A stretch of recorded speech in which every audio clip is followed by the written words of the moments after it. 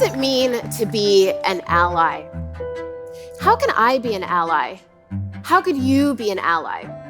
I've been studying this question for the last few years, and I'd love to tell you what I've learned. But first, let me tell you how I got here. Like all great stories, my journey to this stage began with a shoe. Specifically, this shoe. In South Africa, the shoe is known as a veldschoen and also locally as a vellie. And it started out as just being pieces of leather wrapped around the foot from animals that were hunted. It ended up evolving in the 1800s to being 3 pieces of leather that were tacked together and eventually got its own rubber sole, fashioned directly from the neighborhood rubber tree.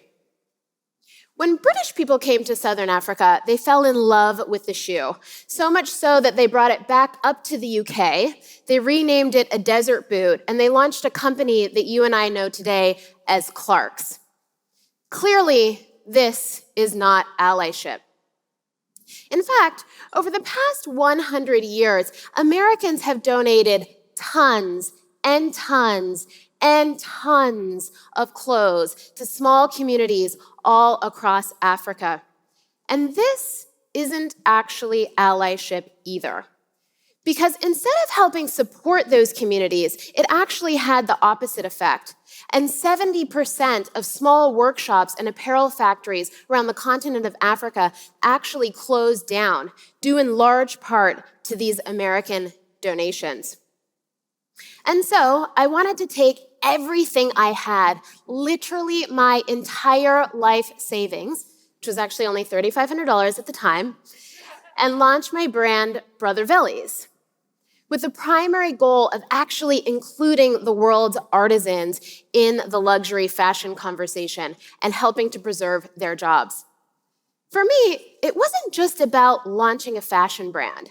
It was about setting out to actually be an ally and using my own individual privilege to create a pipeline of income for the descendants of those who had originally invented this shoe. And so, I made my own grand debut with the brand at a flea market in Manhattan's Lower East Side on a very, very, very cold Saturday morning in January. I didn't have access to friends or family to raise capital from, and in fact, I definitely didn't have an investor and couldn't even get a loan from the bank. So in my early days, I actually ended up taking out a $70,000 predatory loan that very quickly ballooned to over $1 million. During that time, we had started expanding across the continent of Africa and also into the diaspora because I started quickly uncovering some of the most incredible artisans making things so beautiful you wouldn't believe it, and they were virtually undiscovered.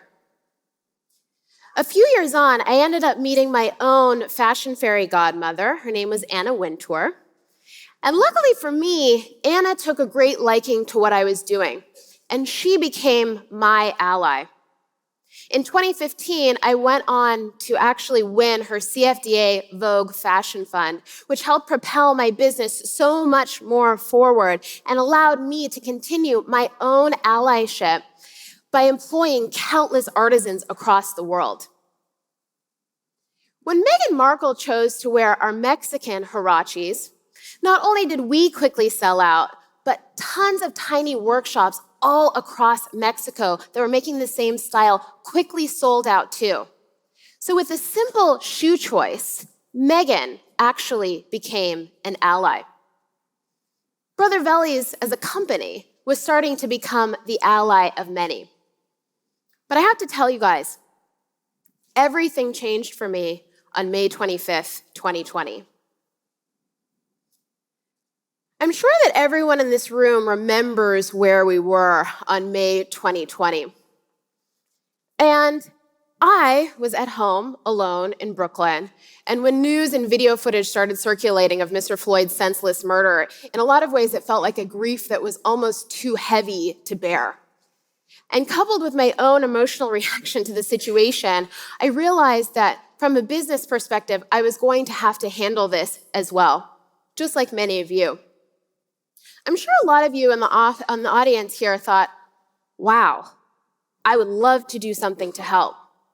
In fact, some of you here, as well as a lot of other CEOs and founders, actually called me that week, trying to figure out how your company should respond to this sudden racial reckoning. And I knew this time things were going to have to be different. We would no longer be able to work with just DEI policies or one-time donations. We needed innovations, not just donations. We needed actions, not just words. What we needed was true allyship. And that's when I posted this. The idea for me was simple. Black people are almost 15% of the population. Major retailers should commit 15% of their shelf space to Black-owned businesses. Right before I posted this, I'd been thinking about the harrowing statistics that really showed the adverse impact that Black founders were having to deal with as a result of the pandemic. For example, 40% were projected to close versus just 17% of their white counterparts. 90% of Black-owned businesses did not get access to the first round of PPP money. And I thought, if major retailers started committing to the idea of the 15% pledge, Silicon Valley might actually be excited to take notice and start allocating more than just their traditional 1% of funds to Black entrepreneurs. I thought about how much money would start being funneled back into the Black community. And I realized something. Not only was this the right thing to do, it was going to be damn good business. And so, I tagged a bunch of the retailers that I wanted to come to the table and have a conversation. Guys, this was not a calling out. This was a calling in. This was an opportunity. But to be honest with you, I was nervous. The next morning was a Sunday, and I woke up to a flurry of inbound messages. The idea was catching on. I stayed up that night overnight with my web designer so that we could launch a petition on Monday at noon. By Tuesday, that same petition had almost 100,000 signatures. By Wednesday, I registered to become a nonprofit. By Thursday, CNN and the New York Times were calling. And by day 10, Sephora became the first major corporation to commit to the 15% pledge.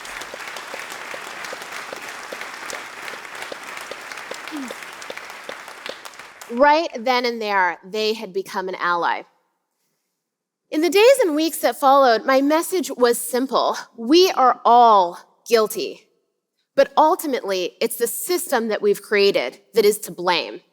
And this is our unique opportunity to start rebuilding parts of that system together and in true allyship. I'd be lying if I didn't tell you that the summer of 2020 was one of the most difficult of my life. For every amazing corporation that we had that signed multi-year contracts with my newly formed nonprofit, people like Nordstrom, Macy's, Ulta Beauty, I'd wake up the next morning to a CEO who would tell me that we just didn't have enough Black customers to do this, or that actually we just wanted to stock the best products. Let me be clear, I have only ever asked retailers to stock the best products. But I've also asked them to realize that up until now, they actually haven't been. They've never even cast their nets wide enough to find them. Since launching the 15% pledge, we've placed over 620 Black-owned brands onto the shelves of our pledge takers. And let me tell you, it's working. I'll give you one quick example.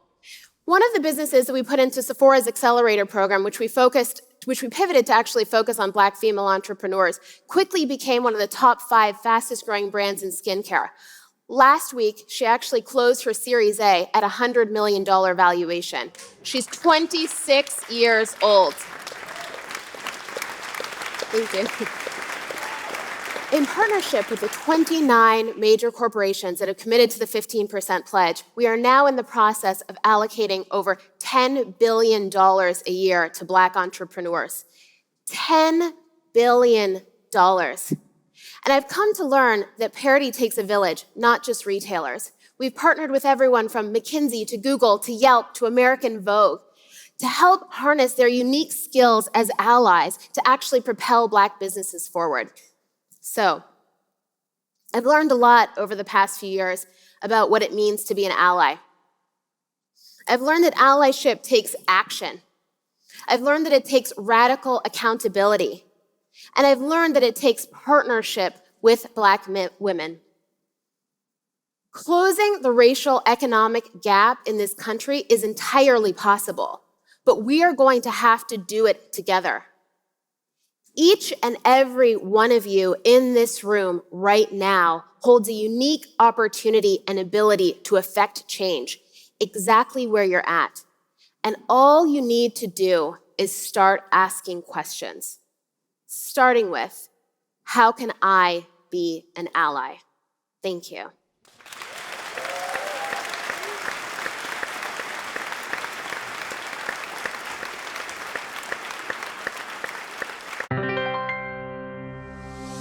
What's said at the summit stays at the summit. Everybody will have to pay attention. Almost no one sees this coming. Those founders are becoming more globally ambitious. They're coming after your talent, your capital, your market share. The difficulty is when a team has been working so hard on one thing. If you are trying to use your time and your talent and your money in the service of others, the work will never end. We have to deal with inequities. It's different if you're a founder, but when you walk into something so big and so perfect and so successful, it's not about me. It's about me becoming a part of it and just evolving it and making it better.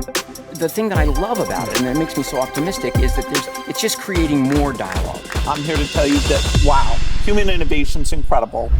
This is Masters of Scale Summit.